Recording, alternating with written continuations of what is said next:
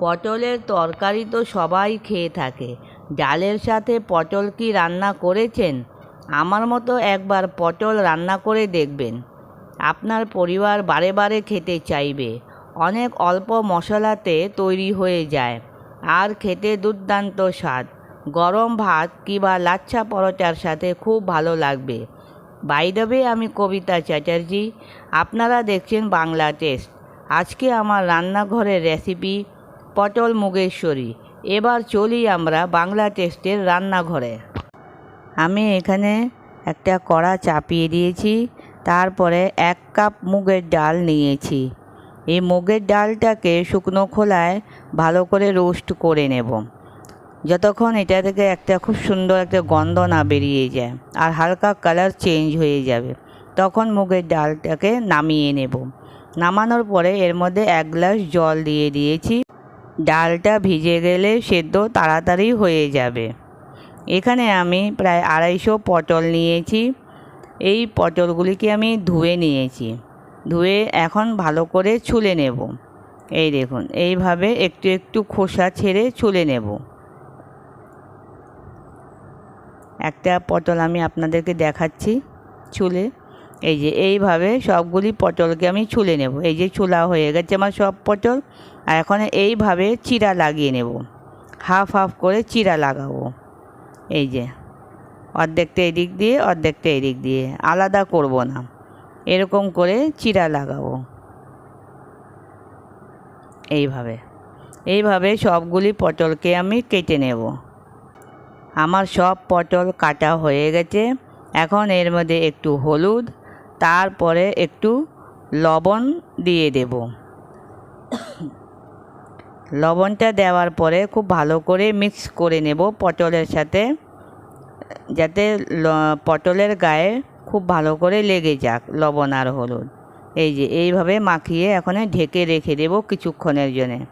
এখন একটা বাটিতে কিছু শুকনো মশলা দিয়ে তৈরি করব। হলুদ দিলাম, জিরে গুঁড়ো, ধনের গুঁড়ো, তারপরে কাশ্মীরি লাল লঙ্কার গুঁড়ো দিয়ে ভালো করে মিক্স করে নিচ্ছি। মিক্স করার পরে একটু জল দিয়ে গুলে তৈরি করে নেব। এই যে মশলাটাকে আগে থেকে ভিজিয়ে দিলে মশলাটা ফুলে যায়, তারপরে যখন এটা দিয়ে রান্না করব তো রান্নার টেস্ট আরও ভালো হয়ে যায়। এই জন্যই মশলাটা আগে থেকে ভিজিয়ে দিতে হয়। এই ছোট ছোট টিপসগুলিকে মাথায় রেখে কাজ করলে রান্না খুব ভালো টেস্ট হয়। এখন আমি কড়াতে একটু তেল দিয়ে দিচ্ছি, 1.5 চামচের মতন তেল দেওয়ার পরে এই পটলগুলিকে আমি এখন এর মধ্যে লাল লাল করে একটু ভেজে নেব। এই যে লো টু মিডিয়াম ফ্লেমে, একদম লো রাখবো না, লো টু মিডিয়াম ফ্লেমে এই দেখুন এতক্ষণই ভাজবো, এর থেকে বেশি না। এই যে আমি পটলগুলিকে সব তুলে নিয়েছি। এখন এর মধ্যে গোটা গরম মশলা দিয়ে দিচ্ছি ওই তেলেই। দালচিনি, লবঙ্গ আর এলাচ দিয়ে দিয়েছি। তারপরে 1 চামচের মতন জিরে, গোটা জিরে দিয়ে দিলাম। আর তারপরে 2টো তেজপাতা, এগুলিকে একটুখানি ভালো করে ভেজে নিয়েছি। ভাজার পরে এই আদা কুচনো দিয়ে দিয়েছি। আদা কুচনো দেওয়ার পরে হিং দিয়েছি।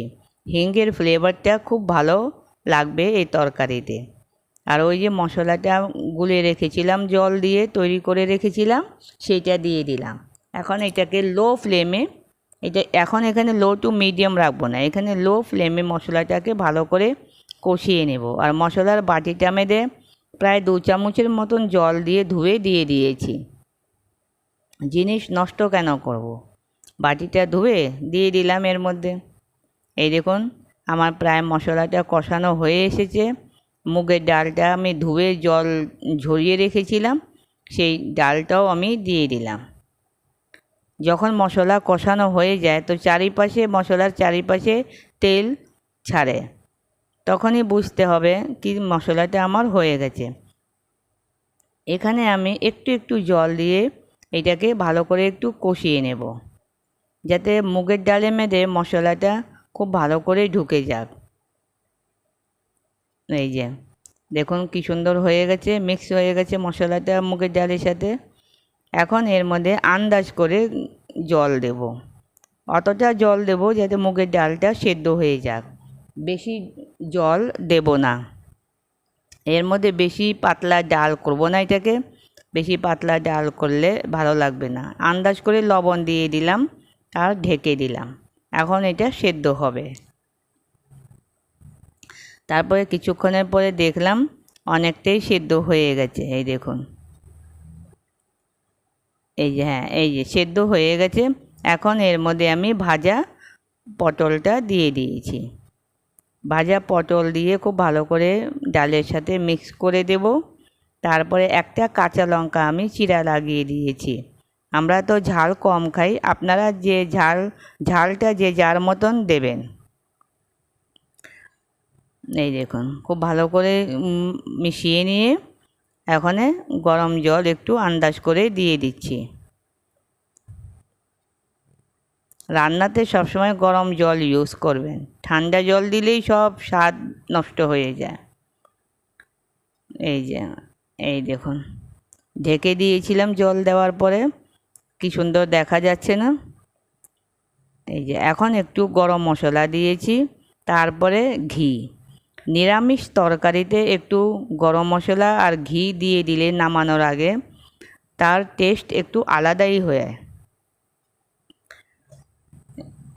ঘি গরম মশলাটা ডালের সাথে ভালো করে মিক্স করে দিয়েছি, তৈরি হয়ে গেছে আমার ডাল। এই যে আমি সার্ভ করে নিয়েছি বাটিতে। দেখুন কত সুন্দর দেখা যাচ্ছে। দুপুরের লাঞ্চে যদি গরম ভাতের সাথে এরকম একটা তরকারি থাকে তাহলে দুপুরের লাঞ্চটা জমে যাবে। এই মুগের ডাল পটল দিয়ে যে করেছি, এই ডালটা থাকলে মাছ মাংসের দরকার নেই, এত সুন্দর হয় এই নিরামিষ ডালটা। এই দেখুন, যদি আমার রেসিপিটা ভালো লেগে থাকে তাহলে একটা লাইক, শেয়ার আর সাবস্ক্রাইব করে দেবেন। আবার আসছি, বাই বাই।